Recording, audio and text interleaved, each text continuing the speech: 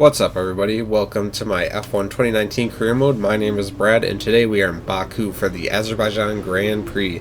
It should be a good one with the long backstreak, lots of overtaking opportunities. We have a completed engine upgrade for engine power, but a failed weight reduction upgrade. At least the engine power came through. That's the more important one here, because we're going to have to use a lot of engine modes to try to overtake down the long back straight. We don't want to be caught out on and get overtaken from behind. The weight reduction it'll be better for Spain. It would have been nice to have both this time, but it's okay. A dry qualifying dry race, nice after the long wet race that we had last time in China. But as you can see, Racing Point has caught us up massively in the R&D chart, and Red Bull have overtaken they've almost overtaken Mercedes, and they've kind of formed a little bit of a gap to Ferrari there, but we still have a long way to go up to the midfield, but we're going to cut the qualifying. Welcome to qualifying in the Republic of Azerbaijan. The teams are making their last-minute adjustments before the lights go green, and the fight for pole position can get underway.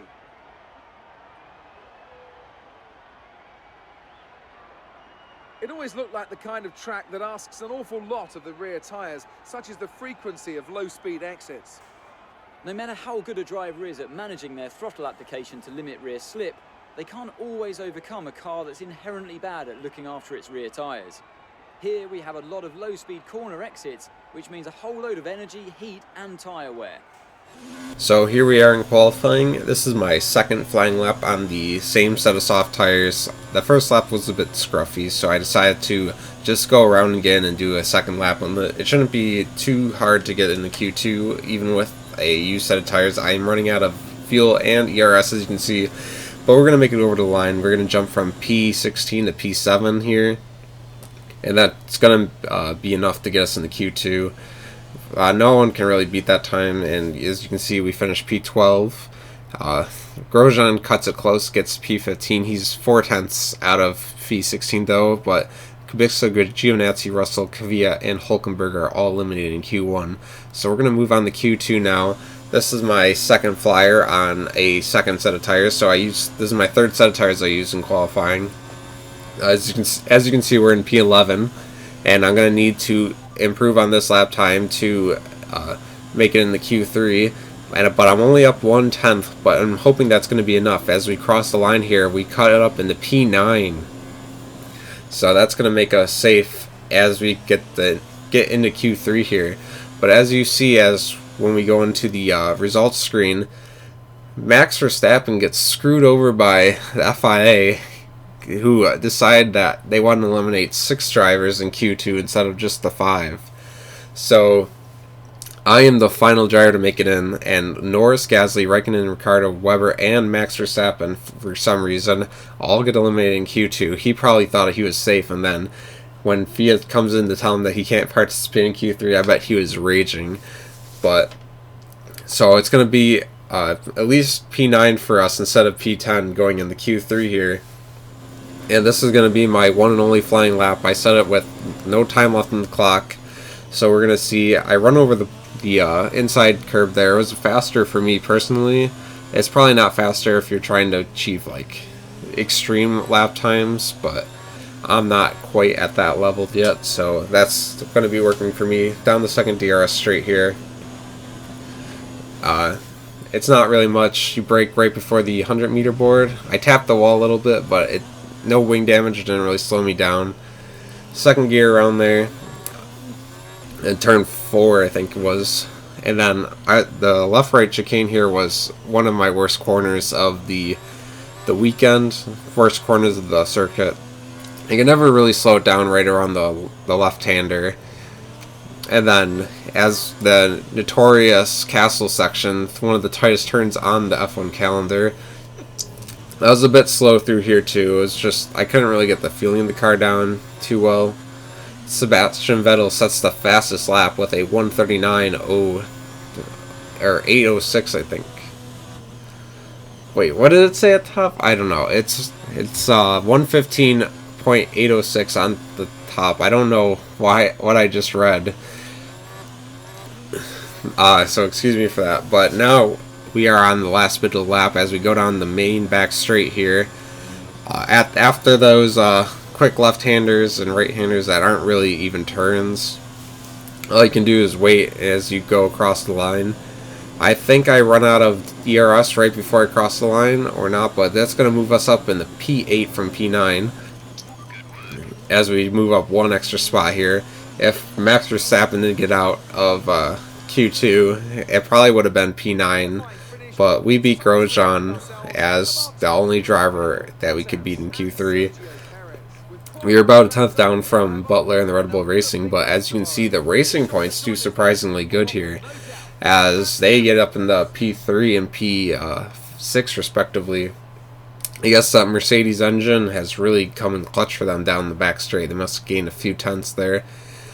Vettel, with the slippery Ferrari in the straight line, manages to beat Bottas by 3 tenths to beat him the pole, and Hamilton has a weirdly off day on qualifying, coming down in P4, 9 tenths below the pole leader Vettel. But we'll have to see how this all plays out in the race. Hopefully we can make up some position to get a little higher in the standings. Good afternoon and welcome to Baku. This was the arena, if you think back to 2017, of one of the most eventful races of modern history, with controversy behind the safety car, last-second overtakes, and a historic podium for Williams and for Lance Stroll. So let's find out what lies in store for us this year. It's time for the Azerbaijan Grand Prix. Baku City Circuit then, an unpredictable 3.7-mile track around the streets of the Azerbaijan capital. 20 turns for our drivers to navigate today, including the infamous Turn 8, one of the tightest and most challenging corners of the season. And with me as usual is Anthony Davidson. Now, can I talk to you about Pierre Gasly? As ever, the threat of unreliability is never far away, and indeed they'll be starting out of position today due to a power unit component change. So it's going to be a difficult task to move forward from there. But on the bright side, at least those fresh components can help them maintain the power they need to come through the pack. I expect to see them take a more aggressive approach today to make up for the compromised start. Let's run you through the driver grid order for today's exciting race. Sebastian Vettel has a clear track ahead of him today. He starts in pole position, and Valtteri Bottas will line up alongside. Looking at the rest of today's grid, we have Perez, Hamilton, Charles Leclerc and Stroll, Butler, Bird, Grosjean and Max Verstappen, Weber, Ricciardo, Kimi Raikkonen and Norris, Hülkenberg, Kvyat, George Russell and Antonio Giovinazzi. Kubica and Pierre Gasly picks up the final grid slot today. And with lights out just moments away, it's time to go down to the track.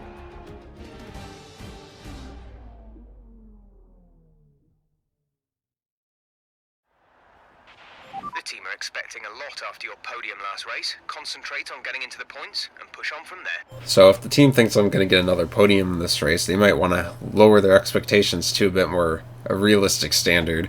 The only reason I got it was because of that crazy what the dry race we had in China. But looking forward to this next race, it's going to be a 2-stopper, soft, medium, medium.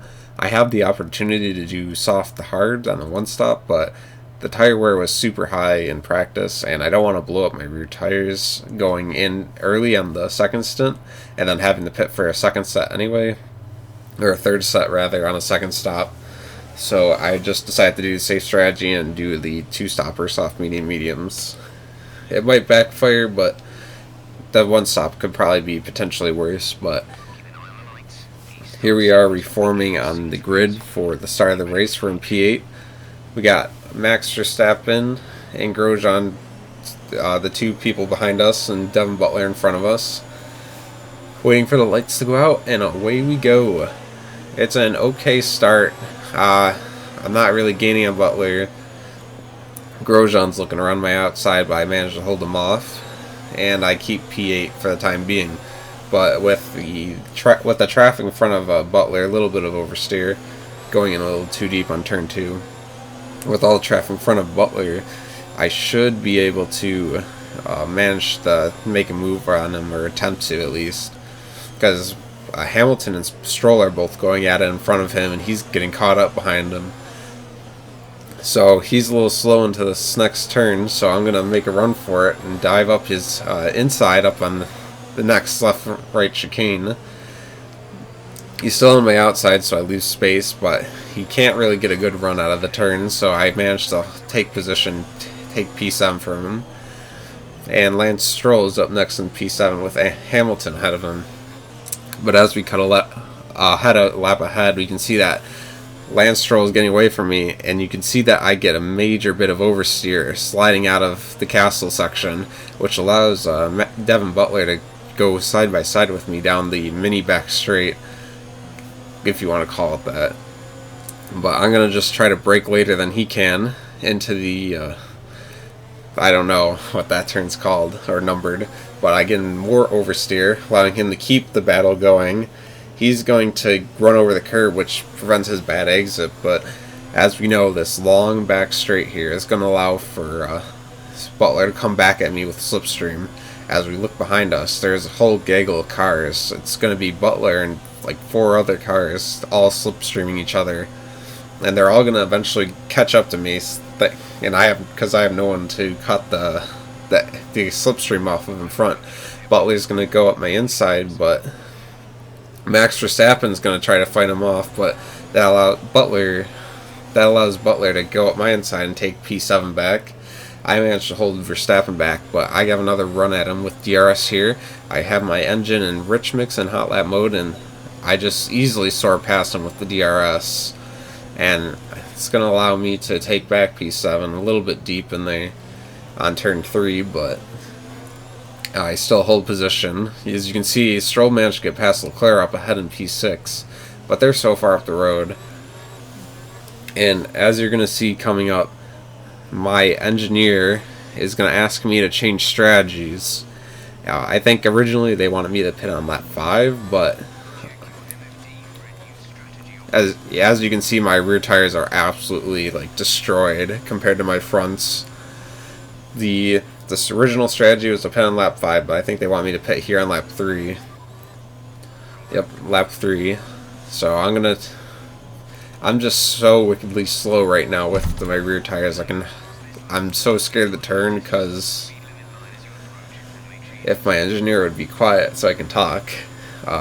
My rear tires are so bad and they're kind of overheating because I'm sliding so much, but they're so worn out that I can't make any like turns without sliding all over the place, and I'm just like holding up all the cars behind me. So here we go into the pits.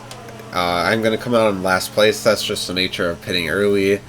We are going to go on to our planned sets of mediums. We're going to have to stretch out the 2 stints a little longer than originally planned, but hopefully it won't be that much of an issue. The softs do burn out relatively quickly here, so I'm hoping the mediums don't suffer the same problems. We're going to have to go a few laps before we can catch up to anybody, but as you can see, we are catching up to a Williams and a Renault. I think that's Robert Kubica and Nico Hülkenberg up ahead. Kubica tries to make a move up the inside, but Hülkenberg probably does the dumb thing here and comes out in front on that move, because now he's going to be the one cutting the hole in the air for me and Kubica, as we get the slipstream behind him and we're going to get the DRS, so we're just going to soar by him. Kubica makes the move on the outside, but I have way more speed than both of them. I'm going to make the move on the outside of turn 1 for both of them cleanly, so they're going to be directly behind me, if you can see in the mirror. They're not even going to put up much of a challenge. The only thing is that now I'm going to be ahead for the second DRS straight here. If I can just get a good run, a little bit of lockup on the inside left. Kubica with the Williams downforce can't really get a run on me, so I'm scot-free here in P18 now with Kubica and Hülkenberg right behind me in 19th and 20th. And now cutting ahead a little bit, you can see that we are finally catching up to the other Williams of Russell. A few people pit in between now and the last thing, so now we're up in the P16. You can see that we aren't really that close enough to Gasly as Russell overtakes him on the first DRS straight, but the good thing is that we closed up massively, so now we're going to be able to take another go at it up the second DRS straight here. But it's going to be a little challenging because Gasly's also going to have DRS on Russell. So here we go. We're catching up slowly with our engine pumping out max power, diving up the outside here, and just going to squeeze him out on the exit. He's not going to be able to get the traction down, and we make our move up in the P12. Next up is going to be Russell, and we're going to catch him on the long back straight here. Can't really, he lost a little bit of time during sector 2, but now with a bunch of other cars in front of him, he's going to be slow, and maybe we can finally overtake him. And maybe Stroll and Kvyat too, since they're making a move on each other. Kvyat gets DRS, but his poor exit allows us this and Russell to go by him here. We're gonna tap Russell, no wing damage though, but that's gonna allow us to get up in the P11 and get by Kvyat as Russell kind of brake checks us a little bit into turn 3. And now moving ahead, you can see our rear tires are starting to light up again. We're gonna catch up to Russell. I'm saving ERS and fuel basically through the entire like sector 2 of the twisty bits, so I can just pump out max power on these back straights to get these overtakes done. We get Russell. Next up is Stroll and Giovinazzi, but they're getting away from us on the straight. We can't really plant the power as our rear tires are going because we pit a little early, but we're gonna have to make do. Stroll makes a move on Giovinazzi and actually gets by. And now we are going to try to make a move on Giovinazzi, but we do not have enough space alongside him, so we decide to back out. Probably a smart play. If we tried to make the move, we probably would have lost a bit of our front wing. Moving on, you can see Giovinazzi has pit. Stroll's ahead of us now, but he got away, and Verstappen's right on our tail, so we're just going to make our scheduled pit stop. I think this is when we are supposed to come in, but probably a better idea than trying to fight Verstappen on really old tires. I'm going to pit to our normal set of mediums here. It was a pretty poor pit entrance. I'm pretty bad at it, at trying to nail the speed exactly as I crossed the line, but it was a decent stop. We come out in P15 here behind Hulkenberg. Managed to stay ahead of Kubica. We're going to cut ahead to lap 18 as we're on the back of Giovinazzi now. Hulkenberg I think he pit, so he's going to be behind us because we're up in the P15 now. We have the engine pumping rich revs and hot lap mode, I should say, and I switch down to low as I go by him just to try to save that extra bit of ERS because I'm suffering pretty bad on ERS at this point in the race. It's really low. I could have used a safety car, a virtual safety car. There's Hulkenberg up ahead. I thought he pit, but he actually made overtake on Giovinazzi, but he makes a move on Norris, and now we're gonna make a move on Norris on this next lap here. Hulkenberg's a little too far ahead to make a move on, but we should be able to try to make something on the next straight since he is on hard tires. I'm on mediums.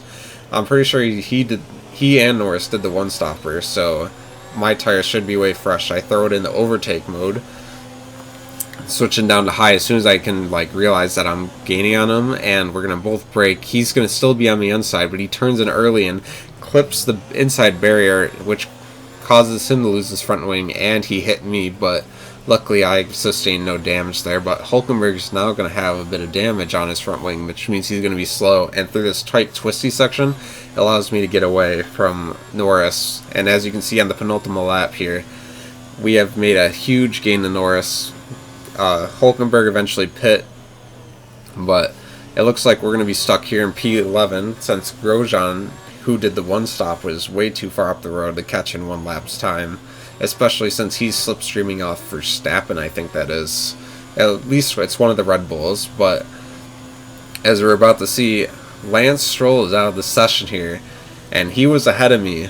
I think he was doing the one stop too, but that's going to put us up in the P10, as you see when we go around turn 1 here, that Lance Stroll's out up in the runway area. You can probably catch him out of the corner of your eye, like I was kind of watching when I was driving. But that's gonna graduate us up in the P10 for a singular point on this race. So it's better than nothing. It's just the terrible tire wear on my part.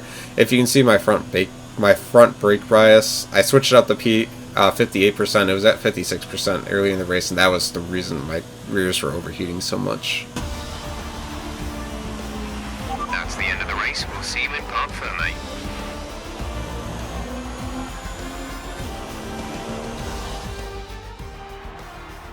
Ferrari have really pulled it out of the bag today. It's a great win. Anthony Davidson, how do you think they were able to set themselves apart today? Well, I know it's a bit of a boring answer, but the truth is they simply had the best speed package on the day, and a driver who knows how to take advantage of that. It doesn't matter how much time you spend poring over the stats and planning strategies if you can't keep the pace, and our winner today showed they could do both. Here come our winners now. A thrilling race and a tremendous effort by Ferrari. Their history is well known, so it's no surprise to fans the world over to see them come out on top once again.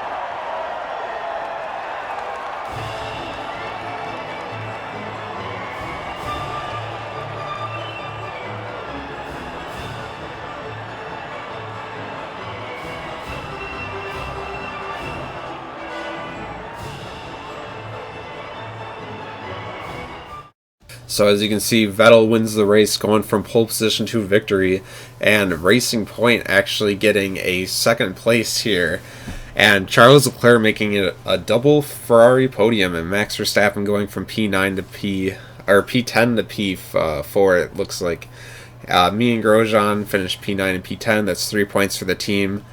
Could have been a little better. It looks like McLaren and the Racing Points were surprisingly good here. McLaren, I think, has low drag, and then Racing Point has the Mercedes engine. I dropped down to P9. That's all thanks to Perez and Lucas Weber gaining on me. They did pretty good in this race, so they managed to snag a few points on me. Ferrari takes second in the Constructors, and we fall all the way down to 6th. Most of those points are my podium in the last race anyway, so realistically we'd probably be down in 9th if I didn't get that, so I'm not too worried yet. It's still only the 4th race, so anything can happen as we go through the season. Great work out there today. Let's have your thoughts. That was a good race for Lucas. Are you pleased to see him doing well? Your former teammate Lucas just moved ahead of you in the points. What happened? You had a close battle today, didn't you?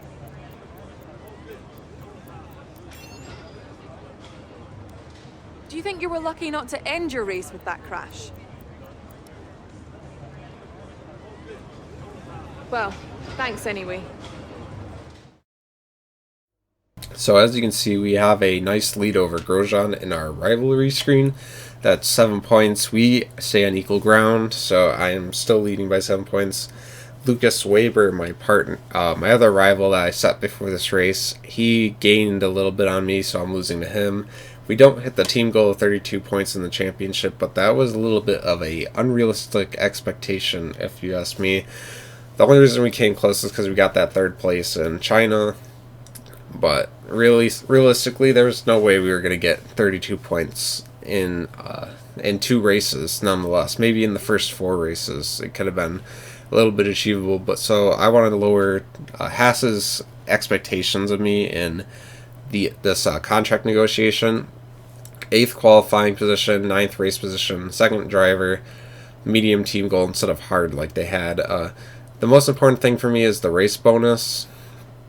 And I don't really care about pit stop efficiency right now, and also with the upgrade speed and simultaneous development, I only need the level 1. So go for level 2 on the race bonus. That's my 2nd fail, and I think I have enough to get it under my value at level 1, so I'm gonna try it. And it was literally just 2 pixels above, so we have to revert to the original contract. It's not the worst thing in the world, but the qualifying and race position expectations are a little high.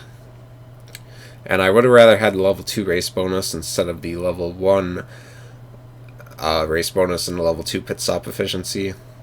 But you gotta make do, because I ran out of chances. We're gonna redo the failed chassis upgrade, and I decided to go for durability here.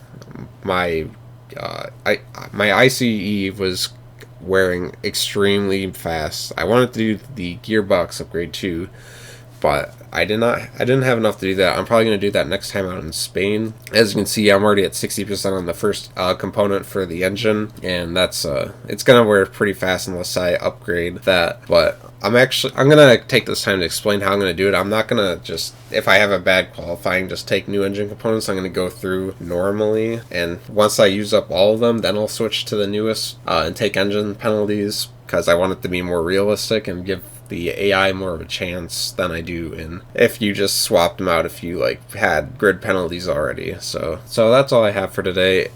If you like the video, please make sure to like, comment, and subscribe. I do weekly live streams on Tuesday, and I'm gonna try to make sure I have at least one video uploaded every week. So thanks for watching, and goodbye.